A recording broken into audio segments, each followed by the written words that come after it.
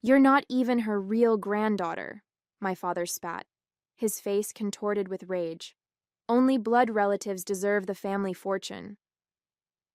I stood frozen in Grandmother Eleanor's study, the heavy oak shelves filled with leather-bound classics surrounding us like silent witnesses to his cruelty. My grandmother had been buried only 3 days ago, and already the family was fracturing over her will. What are you talking about?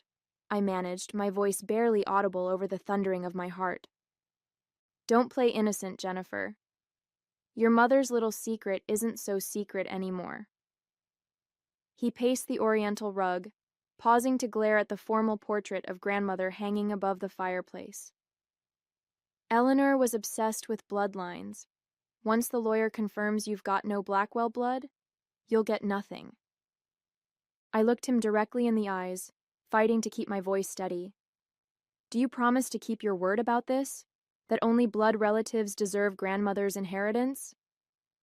Absolutely, he declared, lifting his chin with the same imperious tilt I'd seen countless times throughout my childhood. I'll make sure the family legacy stays with real Blackwells, not imposters. My name is Jennifer Blackwell. I'm 27 years old, and until 5 minutes ago, I believed Douglas Blackwell was my biological father. Now, standing in my grandmother's Georgian mansion in suburban Philadelphia, I was apparently discovering otherwise. What I wanted was simple: the fair treatment Grandmother Eleanor intended in her will. She had specifically mentioned me, her only granddaughter, during our last conversation about her estate plans. Standing in my way was the man who had always viewed me with thinly veiled contempt, the man whose approval I had spent decades trying to earn unsuccessfully. You can attend the will reading next week if you must, he continued dismissively, but don't expect anything. I've already spoken with Harrison about challenging any provisions that include you. Harrison Mills was my father's longtime friend and our family attorney. The mention of their apparent collusion sent a chill through me. I'll be there, I replied quietly. Grandmother wanted me there. Sentiment, he scoffed. Eleanor always had a blind spot for you. Fortunately, the law cares about facts, not feelings.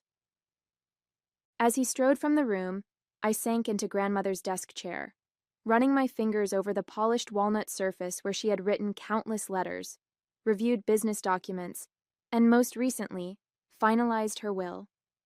My phone buzzed with a text from my mother. We need to talk about your father.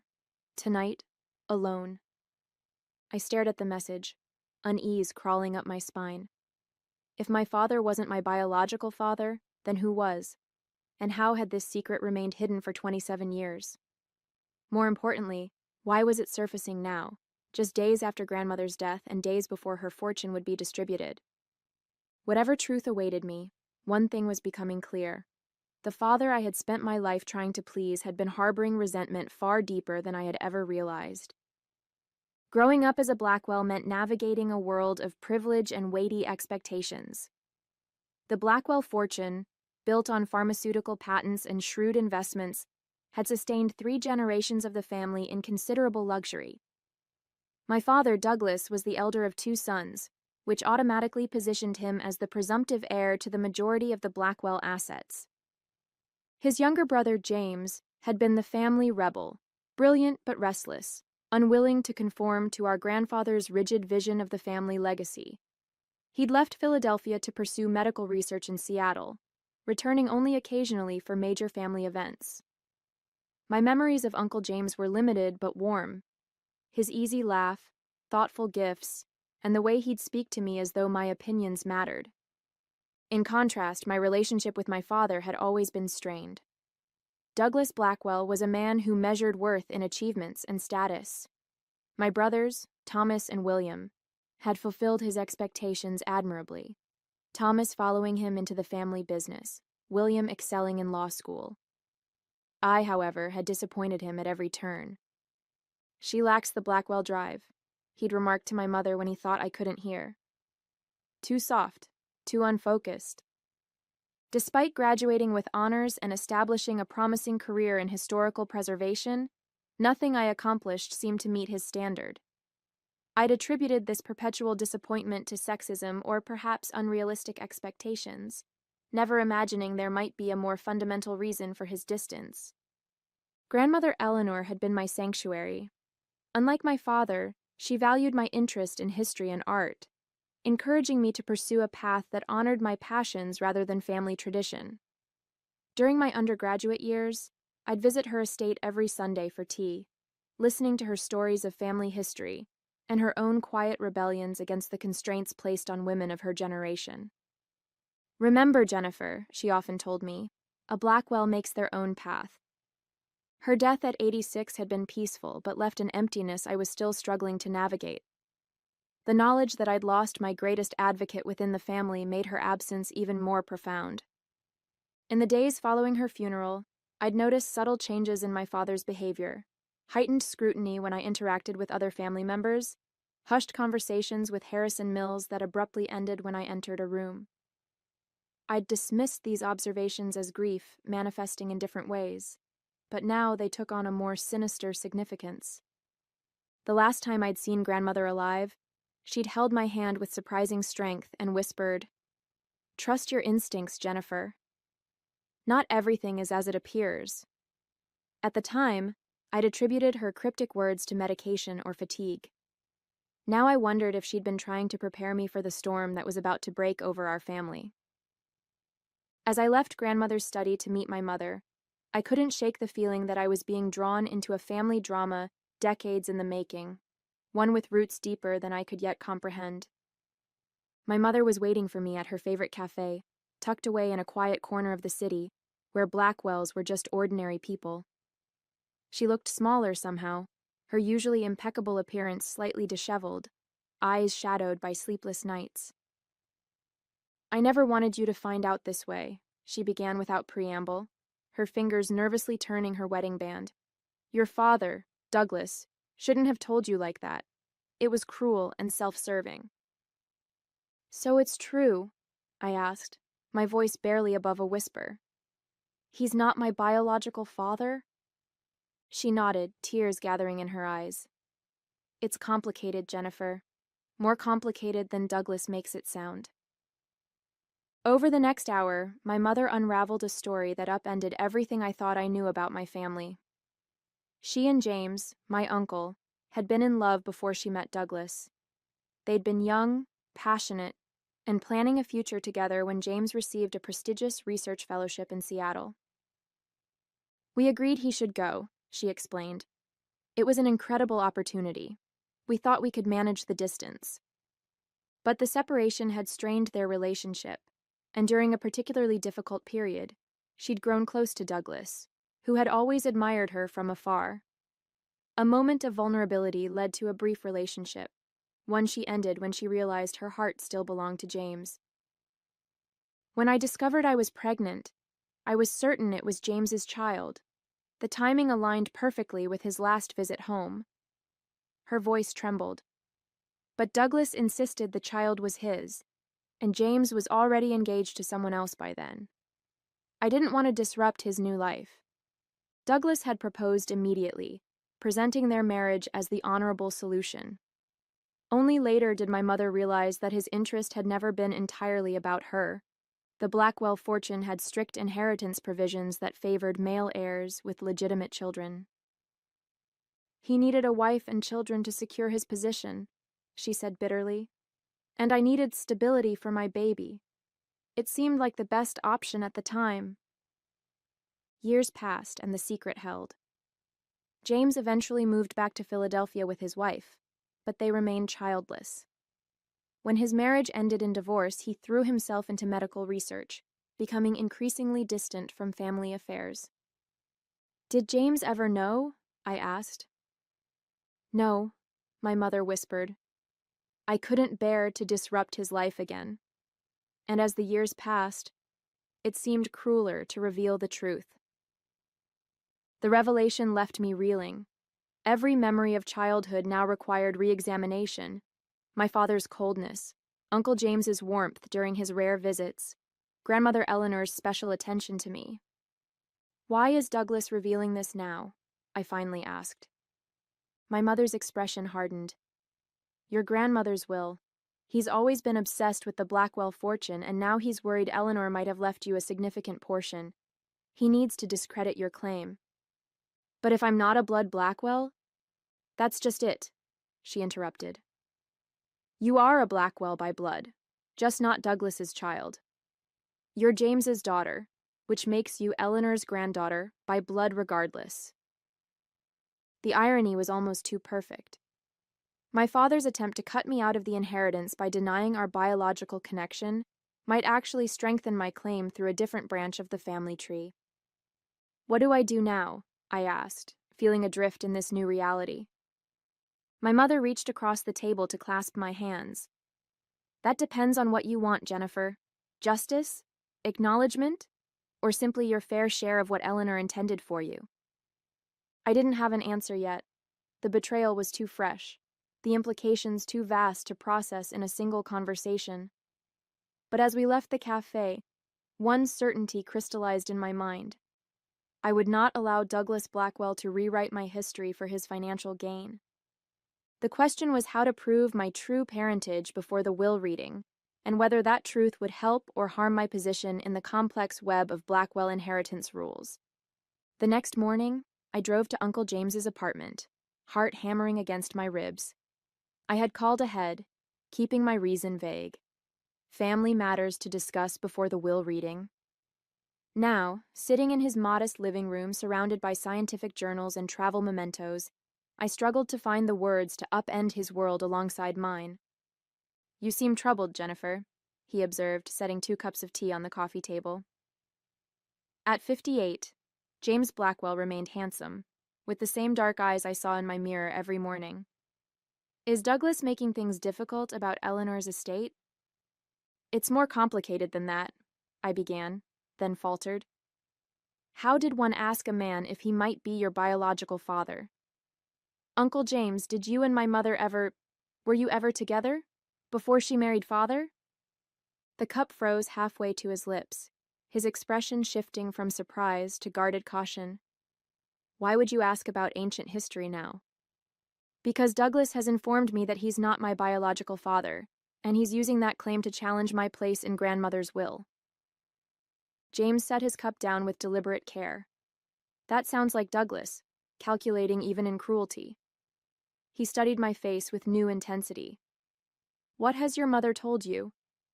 I recounted my mother's revelations about their past relationship, watching his expressions cycle through nostalgia, pain, and something that looked remarkably like hope.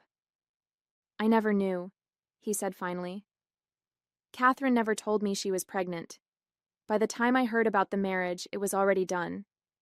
He leaned forward. Jennifer, are you saying you believe I might be your father?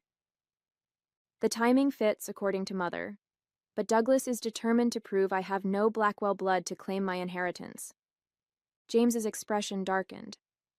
Eleanor's will specifically mentions you by name. Douglas can't simply write you out of it. He claims he can challenge any provisions made under false pretenses, namely that grandmother believed me to be his biological daughter. James rose abruptly, pacing the small room. This is absurd. Even if you were not Douglas's biological child, you're still Eleanor's granddaughter if you're my daughter. He stopped, meeting my gaze directly. We need to know for certain. A DNA test would settle this question definitively. The clinical simplicity of his solution both relieved and terrified me. You'd be willing to take one? Without hesitation, he replied. I've always felt a connection to you that I couldn't quite explain. If you are my daughter... His voice caught. Well, let's confirm the facts before we get ahead of ourselves. We arranged for expedited testing that same day, using a private lab that promised results within 72 hours, just enough time before the will reading. As we submitted our samples, a strange combination of dread and anticipation settled in my stomach. Regardless of the outcome, my relationship with both men would be irrevocably altered. While awaiting results, I attempted to gather information about grandmother's will. I contacted her personal attorney, Bernard Walsh, separate from the family lawyer Harrison Mills. I'm afraid I can't discuss the specific provisions before the official reading, Bernard explained when I visited his office. But I can assure you that your grandmother was of sound mind and very clear about her intentions. Did she know? I asked directly. About my biological parentage? Bernard's carefully neutral expression slipped momentarily.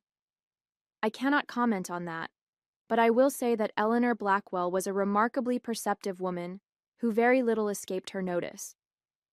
His non-answer told me everything I needed to know. Grandmother had suspected, perhaps even confirmed, that I was James's daughter, not Douglas's.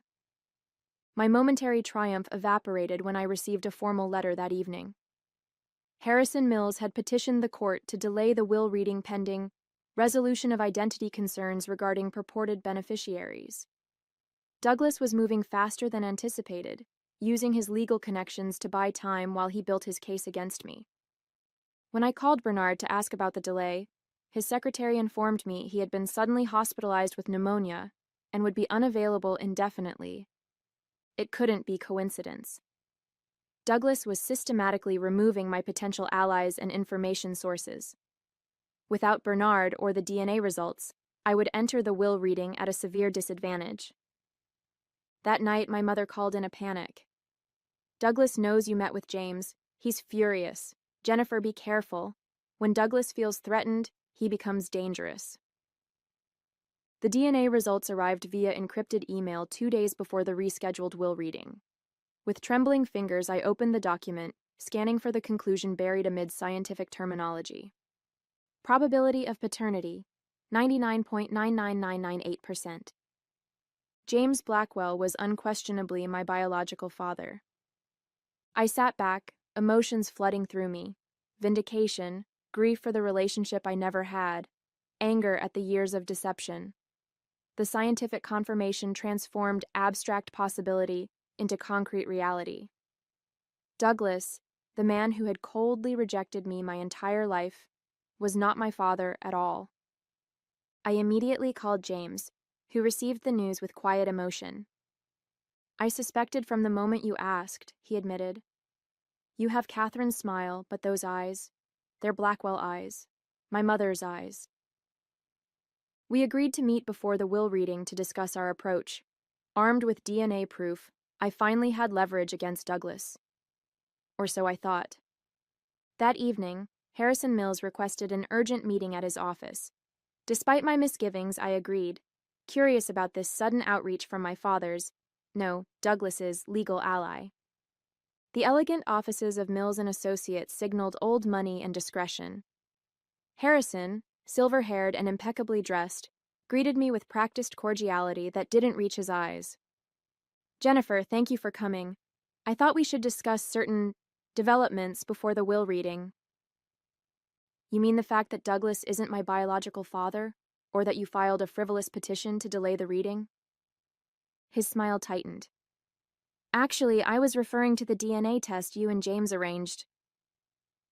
My blood ran cold. How could he possibly know about the test? We had been meticulously careful. Douglas was quite distressed to learn of this independent investigation, Harrison continued. He asked me to convey a proposal. He slid a document across his desk. It was a waiver agreement relinquishing all claims to Eleanor Blackwell's estate in exchange for a one-time payment of $250,000. This is absurd, I said, pushing it back. Grandmother specifically included me in her will. Yes, under the presumption you were Douglas's daughter. Now that we know otherwise...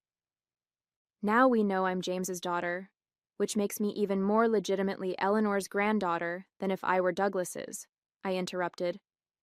Blood relatives deserve the family fortune, isn't that what Douglas always says?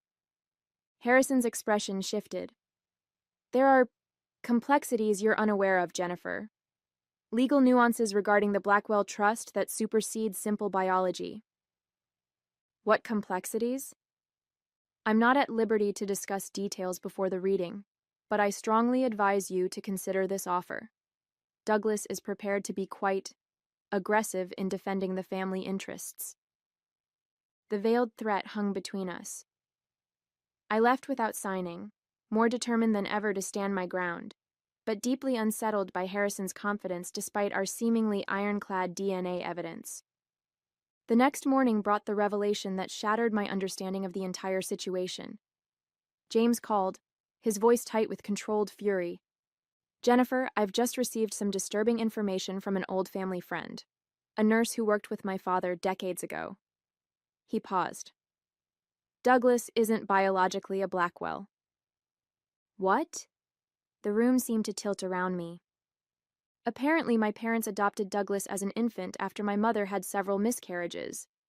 When she unexpectedly became pregnant with me years later, they decided to keep the adoption quiet, not wanting Douglas to feel like less than their son. The implications hit me like a physical blow. If Douglas wasn't a blood Blackwell, then by his own logic. "Does Douglas know?" I managed. "I don't think so. Our parents took the secret to their graves. But Eleanor might have known. She and my mother were extremely close."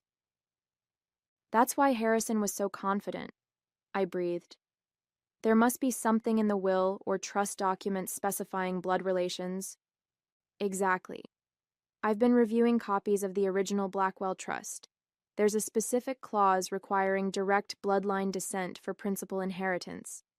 Douglas would have been protected by his legal adoption, but by making this about biological legitimacy, he's potentially disqualified himself." The irony was almost too perfect. Douglas's attempt to disinherit me by questioning my biological connection to the Blackwell line could backfire catastrophically if his own adoption came to light. "What do we do with this information?" I asked. James was quiet for a moment. "That depends on what you want, Jennifer. What Douglas deserves and what's right for our family might be different things." I considered his words carefully. "I think," I said slowly, "that people who insist on blood purity should be held to their own standards, don't you?"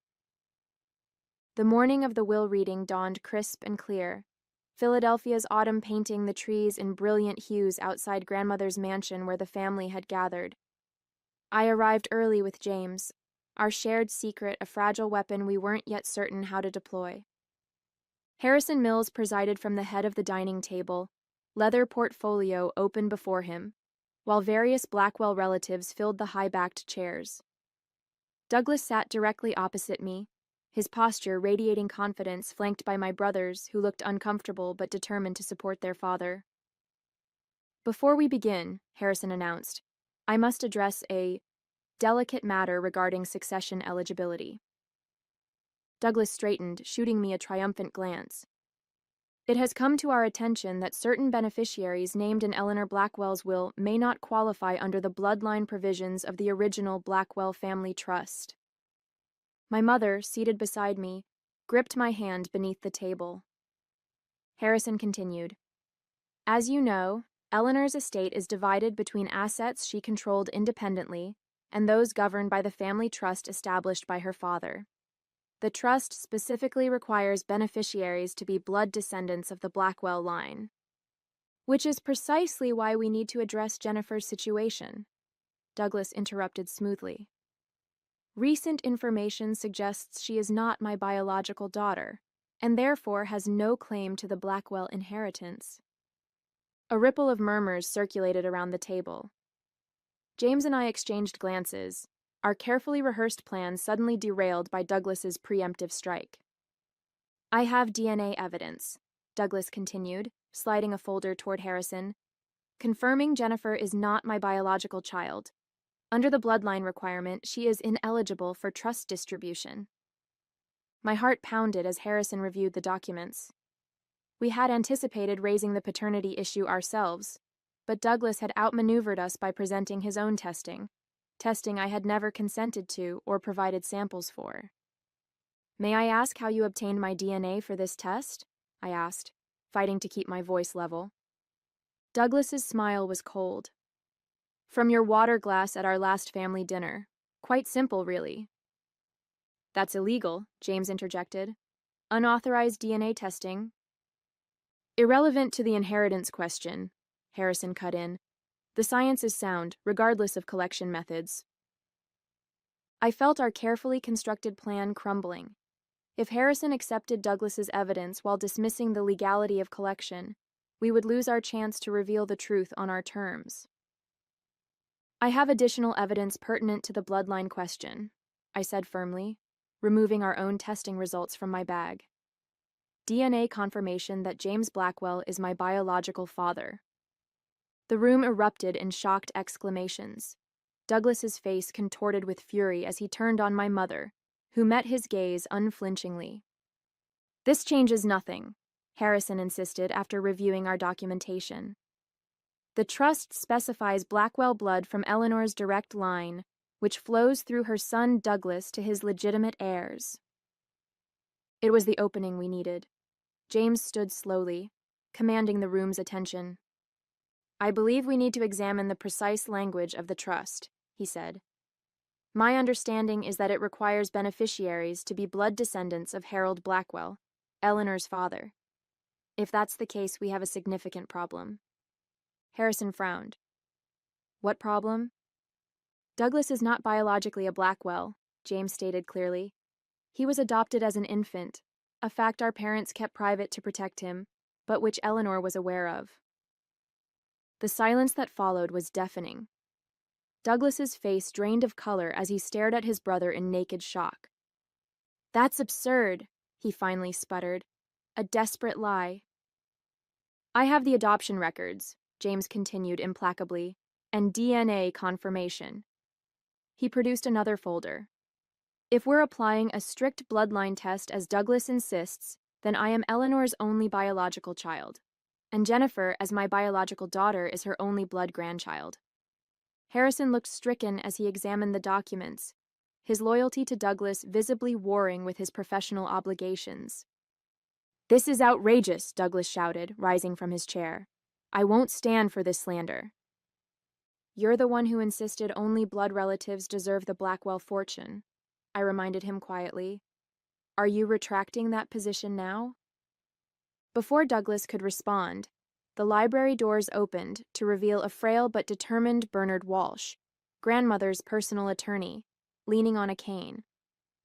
I apologize for my tardiness, he said, nodding to me. I believe my presence is required for this reading. Harrison's dismay confirmed our suspicion. Bernard's unexpected recovery threatened whatever legal maneuvering Douglas had orchestrated in his absence. I would like to review the documents before proceeding, Bernard insisted, his experienced gaze already noting the tension filling the room. As Bernard settled at the table with the various test results and adoption papers spread before him, Douglas looked truly afraid for the first time. Whatever scheme he had constructed with Harrison was rapidly unraveling, but his desperation made him unpredictable and potentially dangerous. Bernard adjusted his reading glasses as he reviewed the final pages of grandmother's will, his voice steady and authoritative. Before addressing specific bequests, I must draw attention to a letter Eleanor Blackwell instructed me to read if questions of lineage arose during this proceeding. He opened a sealed envelope, the Blackwell crest embossed on heavy cream paper. The room fell silent as he began to read, "To my family gathered here." If this letter is being read, then the secret I have kept for decades has finally surfaced. I have always known that Douglas was not born of Blackwell blood, but was welcomed into our family through adoption, a noble act of love by my husband and myself after years of heartbreak. I have also known, since the moment I first held her, that Jennifer is James's biological daughter. A grandmother knows her own blood. The Blackwell Trust established by my father requires blood relation for principal inheritance. Having anticipated potential conflict, I have restructured my personal assets, which constitute the majority of what you now call the Blackwell fortune, to reflect my wishes rather than outdated notions of bloodline purity. To Douglas, you have been my son in every way that matters, but your treatment of Jennifer, your brother's child, has revealed a character that dishonors the Blackwell name you so jealously guard.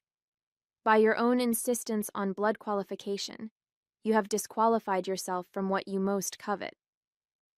Bernard paused, looking directly at Douglas, whose face had gone ashen. In accordance with Eleanor's explicit instructions, Bernard continued, And in light of the DNA evidence presented today confirming both Douglas's adoption and Jennifer's parentage, the distribution is as follows. The trust assets requiring Blackwell bloodline pass to James Blackwell and his biological daughter, Jennifer. Eleanor's personal estate will be distributed according to the specific bequests outlined here. Douglas lunged for the documents, but Bernard calmly shifted them away. "You promised!" Douglas shouted at me, desperation breaking through his composed facade. "You said only blood relatives deserve the fortune." "No," I corrected him quietly. "You said that. I merely asked if you would keep your word about it. And you promised you would." The justice of this moment wasn't in the inheritance itself, but in watching Douglas's carefully constructed reality crumble under the weight of his own hypocrisy. The aftermath of the will reading unfolded like the final act of a Greek tragedy. Douglas, undone by his own machinations, stormed from the mansion shouting threats of legal challenges that everyone present knew would fail. Harrison Mills followed, his professional reputation in tatters after Bernard revealed his knowledge of the adoption records he had deliberately concealed. My brothers, stunned by the revelations, approached me uncertainly. Thomas, always the more sensitive of the two, spoke first. "I had no idea about any of this," he said quietly. "All those years, the way he treated you, it makes a terrible kind of sense now." William nodded soberly. "For what it's worth, you've always been our sister. That hasn't changed." Their sincerity moved me more than I expected. They had been shaped by Douglas too, in different ways. Perhaps there was a relationship worth salvaging there, given time. Mother approached next, relief and apprehension mingling in her expression. "I should have told you years ago," she said. You were protecting me," I finished for her. "I understand that now." The most profound conversation came later that evening, when James and I sat in Grandmother's study, surrounded by the books and artifacts of a family history we were both rewriting in our minds. "What will you do now?" he asked, the weight of missed years heavy in his voice. "Build something new," I answered simply. "We can't recover the time we lost, but perhaps we can create something better going forward." He smiled, the expression so similar to my own that I wondered how I hadn't seen the resemblance before. I'd like that very much. As we talked into the night, sharing stories and discovering connections, I felt Grandmother's presence in the room, her wisdom, her foresight, her absolute certainty that truth would eventually prevail. She had arranged everything perfectly, ensuring that justice would be served without requiring me to deliver it personally. In the end, Douglas's downfall came not from my actions, but from his own character revealed under pressure. He had spent decades ensuring I felt like an outsider in the family, never suspecting that he was the true outsider all along. The irony was perfect, and perfectly sufficient. As I looked toward the future, a future that included a father who actually wanted me in his life, I realized that was the greatest inheritance of all.